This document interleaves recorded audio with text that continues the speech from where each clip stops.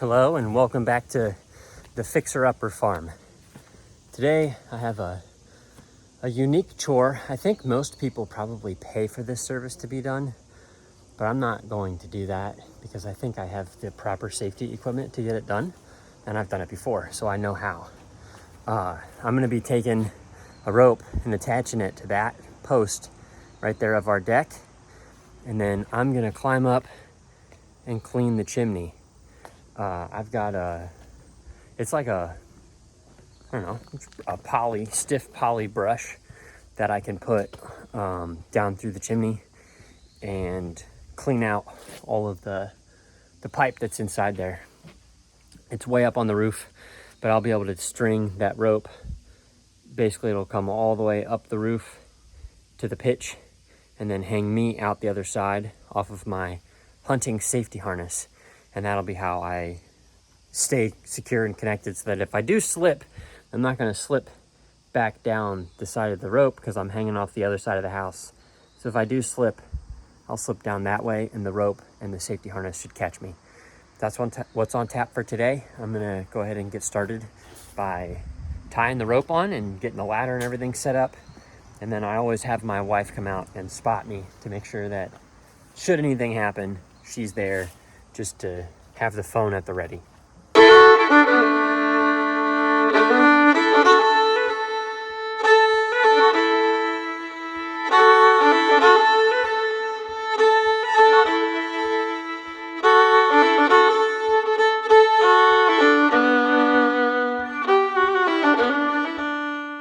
I use this braided polypropylene rope. It's a diamond braid, heavy duty, 1/2 inch size by 100 feet, and it'll hold twice my body weight. So it's more than safe enough for me to keep me secure up on that roof. I'll take it, like I said, and I'll tie it right there on that post, and then I'll throw it up the roof there and hang out over the other side. The way I usually start these knots, because I want it to be easy to come loose, is I usually just make a little hitch here.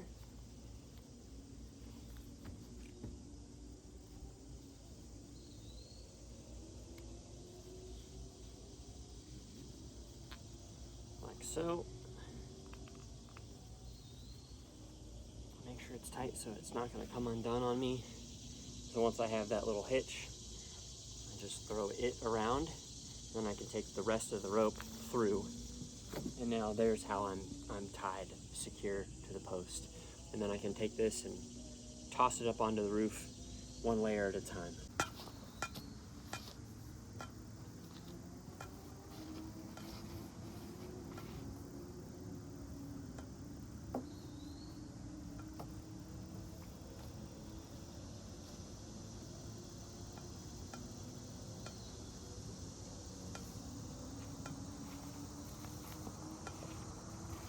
See if I can make it.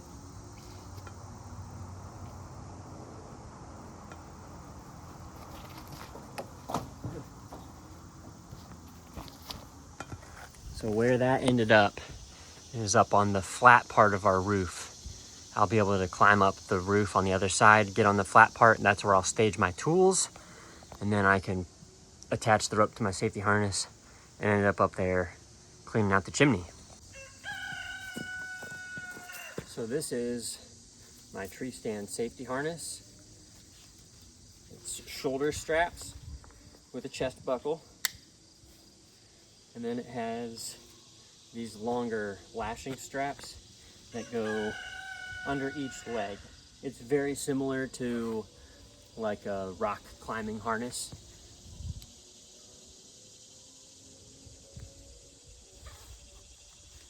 So there, now I have, those are 5 points of contact, 1, 2, 3, 4, 5. And then I use this little device, which is called a Rope Man 1. It's from Wild Country. I think it's around $100. This actually, the teeth dig in and grab the rope, and then I use a rock climbing carabiner to hook myself into that rope via this shoulder strap. I'll show you how that goes here.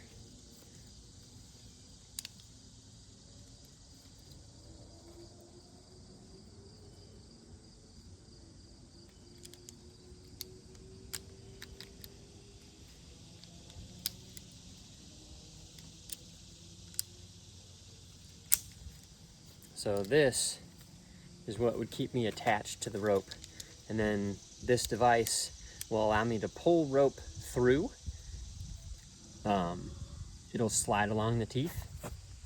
The rope will come through so that as I climb up the roof, I can pull the rope through to take up slack.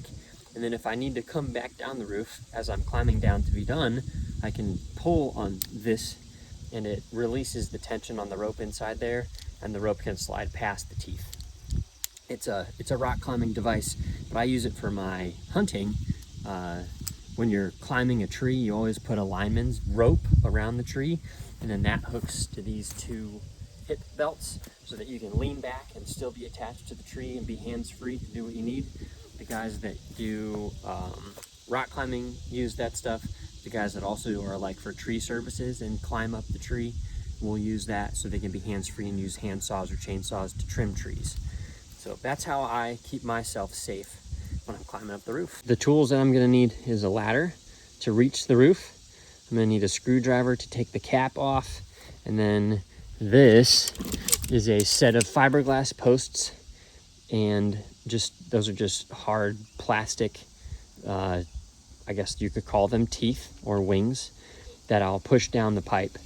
When I bought this, I bought an 8-inch version because it was cheaper, and then I just used some tin snips to cut off the ends to make a 6-inch one, because it was more expensive to buy a 6-inch than an 8-inch. So I just made my own.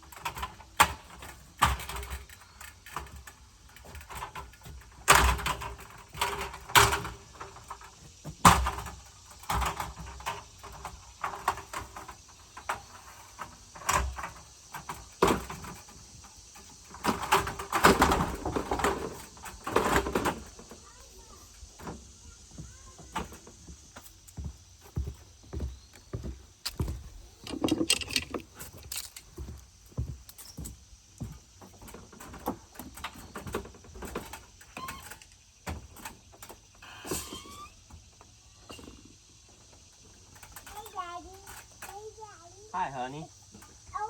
Okay.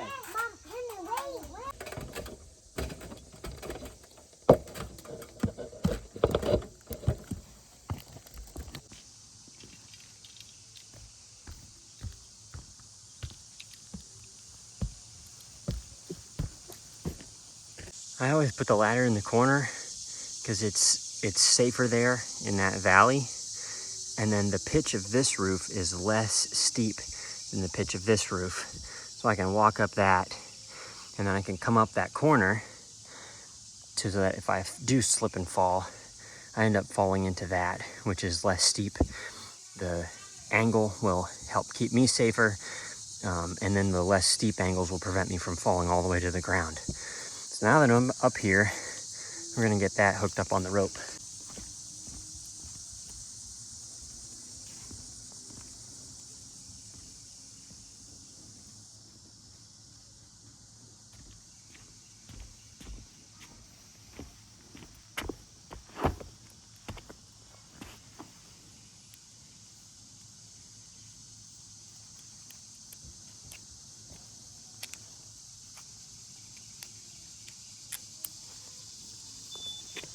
So the way you do this is you rotate a piece, and then I know that I want to go and prevent myself from falling down the hill. So now what I do is I know the direction that I don't want to fall, which is down that direction. So I'm going to take it so that the teeth are pointing that direction. Then you just split it open like that, slide the rope in, pull it tight, and then take your carabiner and attach your carabiner. Now, I cannot slide that way. But if I need to climb back up, I just hold the rope and I pull that tab. Now I can slide further this direction to climb higher up the roof. And you can see it's not gonna slide unless I pull that to let myself down. That's how this works. The final step is to take your rock climbing carabiner and spin that tight so it doesn't come loose accidentally on its own. And now I'm totally secure.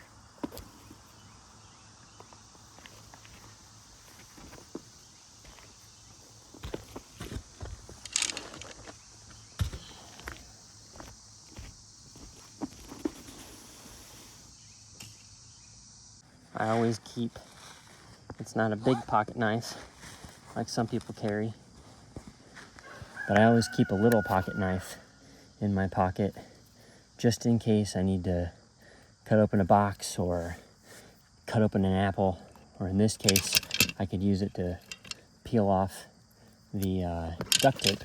I'm gonna try and get it with my fingers first.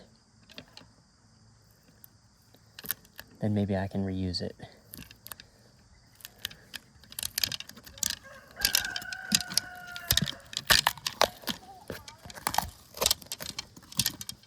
Lovely.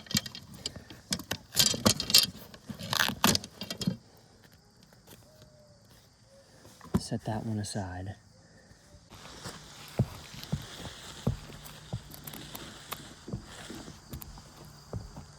You can see I fall way down the roof, but all I have to do is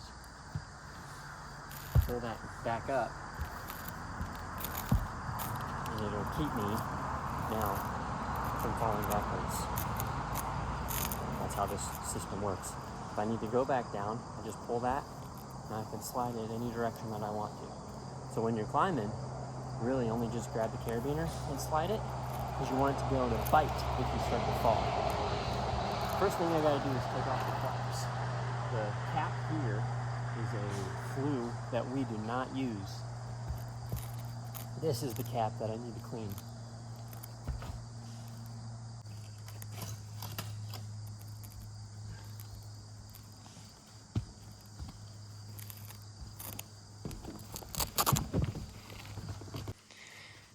When you burn fires, you'll get some creosote buildup. That's what that black stuff is. It's like soot, basically. It's what needs to be cleaned out of the pipe. So I'll just take the brush and I'll just gently push it along.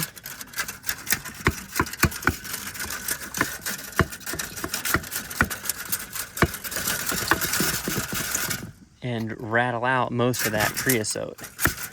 The reason you have to clean that out is because if you get too much of it built up, there's actually unspent fuel in creosote.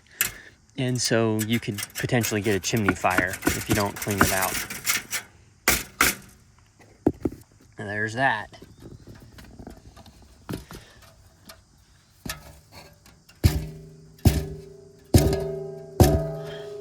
You don't have to get all of it. You just don't want to have that much of it built up inside any part of your chimney. So now that looks pretty clean. I'm gonna leave it here. And now I have to make the trek back and forth because I'm gonna have to add extensions onto the cleaning pipe. I may take them over there with me and see if I can balance them on the chimney. We'll see.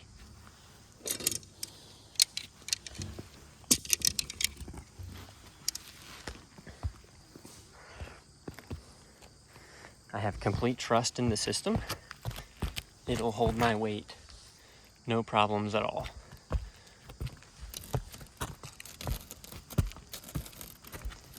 Just like so. Now that we're over here, let's try and balance these guys.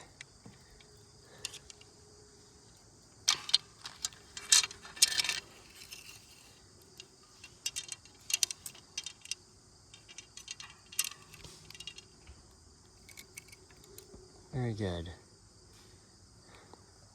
I think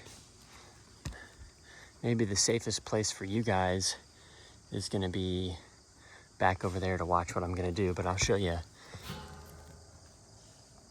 You can see that creosote build up inside the flexible steel pipe. That's what we've got to clean out. I'll take the brush and push it down in there. It'll fall down into the firebox, and then we'll just use a vacuum to sweep it up out of the firebox.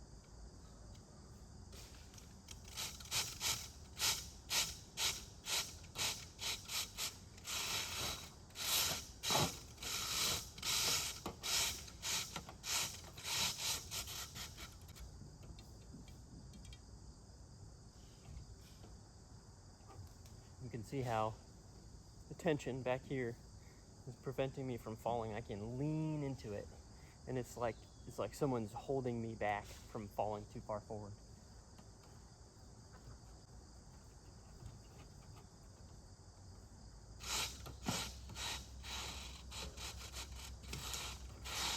I usually go down and then back up the length of the new pole that I had, and then back down.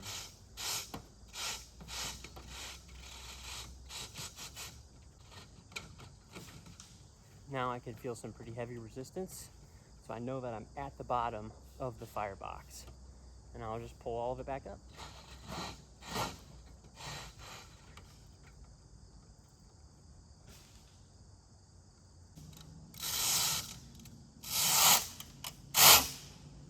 There we go.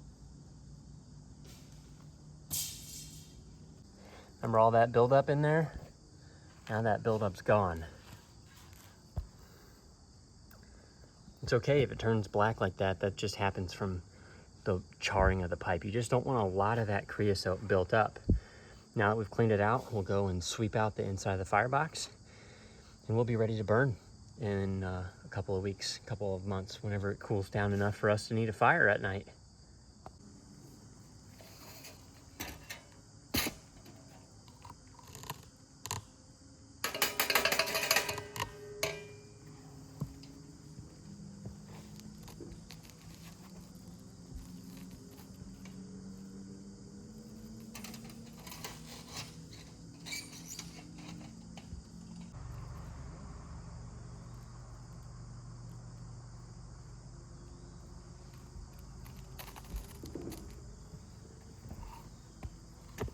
That's that.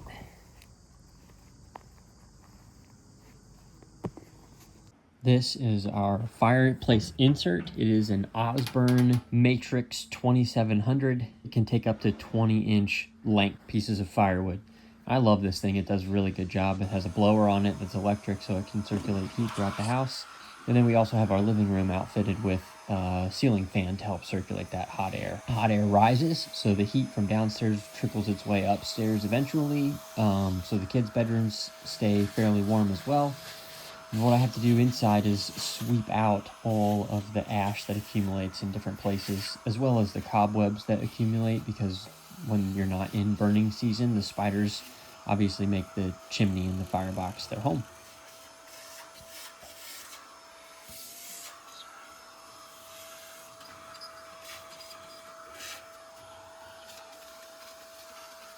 When I do this, I try to make sure that I get all the nooks and crannies as best I can with this little Eureka vacuum.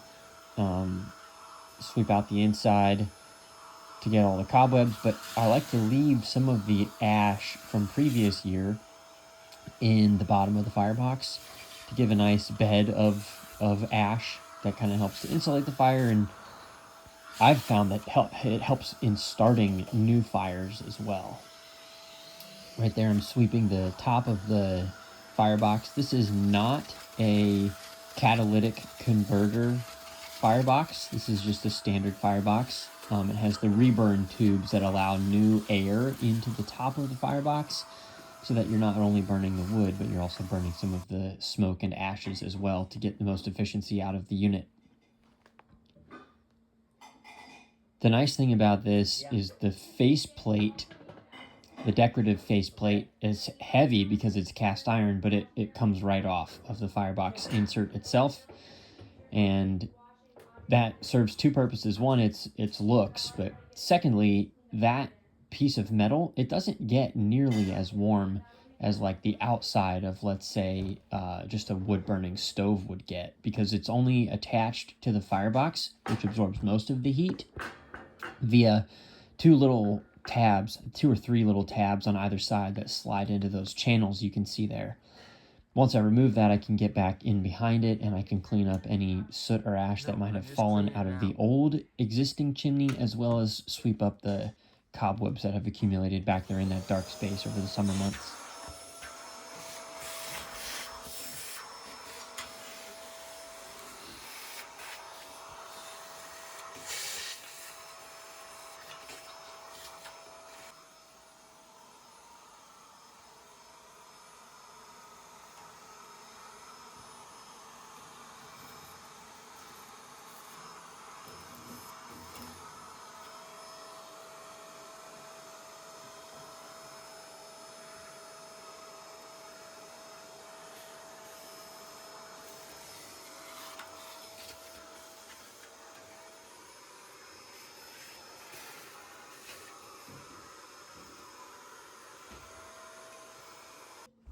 Then when it's time to reinstall this faceplate, you just have to be very careful so you don't ding up your tile or whatever you have in front of your firebox, and then slide it into place. I usually try to line up as best I can those tabs, and then I pick it up and it slides in those grooves and falls down into place with gravity. The next way I have to clean this, usually I do this every couple of days during the burning season, and I try to do it at the end of the burning season. This year I just did not get around to it. It seemed like we were lighting fires all the way through April, and that's already chicken season, so I had other priorities. But what you have to do is clean out the creosote that builds up on that glass. It causes the glass to be a little foggy, and though it doesn't necessarily impact the way that the stove produces heat, it does impact the, let's say, the ambiance or the environment that the fire visually creates inside the house. So I just take a paper towel and some warm water, and I will wring it out just so it's barely wet enough. Then I reach inside and grab some ash and use the ash as the scrubbing mechanism. You can see right away it does a really good job, at least on that initial section. There's some spots that are darker on the outside that will require a little bit more scrubbing and elbow grease to get off, but by the end of this, you'll see that that method gets the glass very, very clean, all things considered. And you don't have to spend money on commercial cleaners or other store-bought items. Just use the things that you have around the house. Paper towels work wonderfully. Some warm water does better than cool water, and then just some ash, and you can get to scrubbing and clean your glass pretty easily.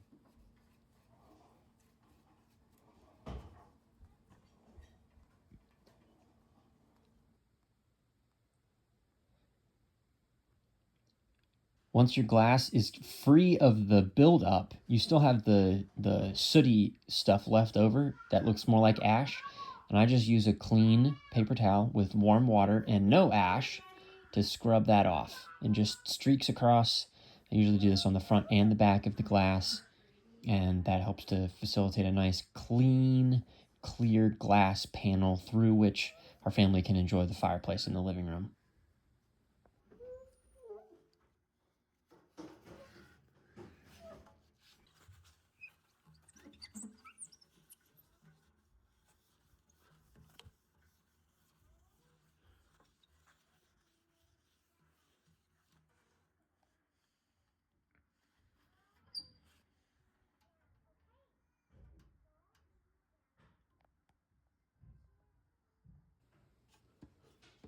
As I mentioned, I like to leave some ash in the bottom, but not all of it. I always try to scoop out some of the larger coals. You actually see here I I am cleaning out this ash after I finished burning those logs that were left in there from last season. I didn't want to just pull them out covered in ash, so I went ahead and lit a small fire and let those burn. And now I'm going to scoop out the coals that remain. What we utilize this stuff for, it can be used as an ice melt, but it can also be put into the compost pile. What you see now are those reburn tubes. They're just steel tubes that have holes in them, and above that is like it's a plate of some sort. It's heat resistant, obviously, but the flames roll up through that. And so when I cleaned out the chimney, a bunch of the soot and creosote accumulated on top of that plate. Before I lit those logs on fire, I pulled out those reburn tubes and pulled out that plate and dumped the creosote outside so that it's all clear, and there's a clear channel for the downdraft, for fresh oxygen, and for the smoke to billow out of the chimney cap. The next thing I do is pull this front plate off of the fireplace itself. It's held on with some T30 Torx head screws. I just unscrew that and pull it out so that I can clean underneath where the actual blower sits. If you need to do any sort of electrical work underneath there, replace the blower motor or replace any of the electronics that the blower operates on, you've got to take this plate off in order to access that stuff too. It's in 3 pieces. So this first section is the heavy one, and it is where the actual, the variable control switch for the blower fan speed is attached. So the electronics actually are a part of this. And then there are 2 other metal plates that I'll pull off as well, and that will allow me access to get in there and sweep all the cobwebs out that might be accumulated underneath the firebox itself. It's not super dirty underneath there, but there's always some dust and ash that accumulates, as well as some spider webs. That's true for just about every fireplace that you'll have. I just want to make sure all of that stuff is cleaned out as best as possible so that it doesn't get sucked into the blower motor and cause premature wear and tear on that piece of the firebox itself.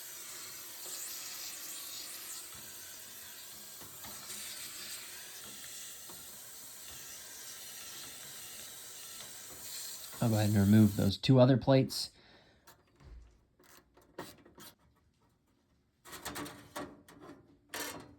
And now you can see that there's a lot more room underneath there to get access. If I needed to, I could reach in there and unplug the blower motor and unscrew it from the floor and then pull it out to replace it if I needed to.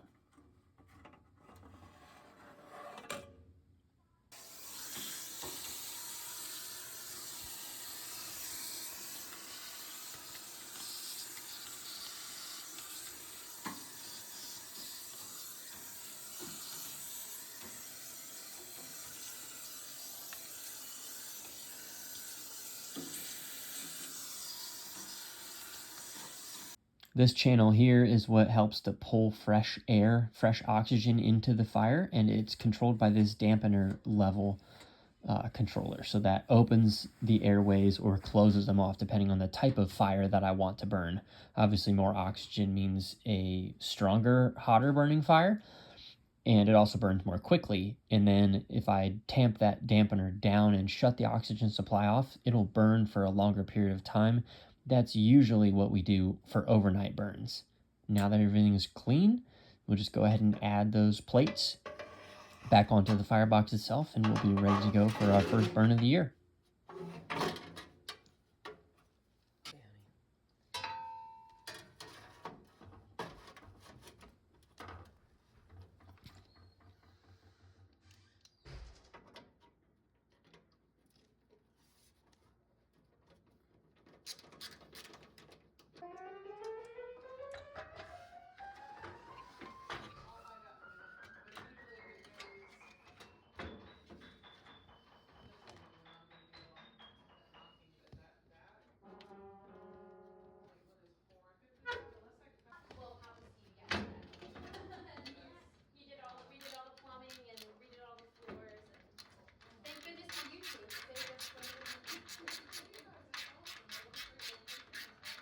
And there you have it.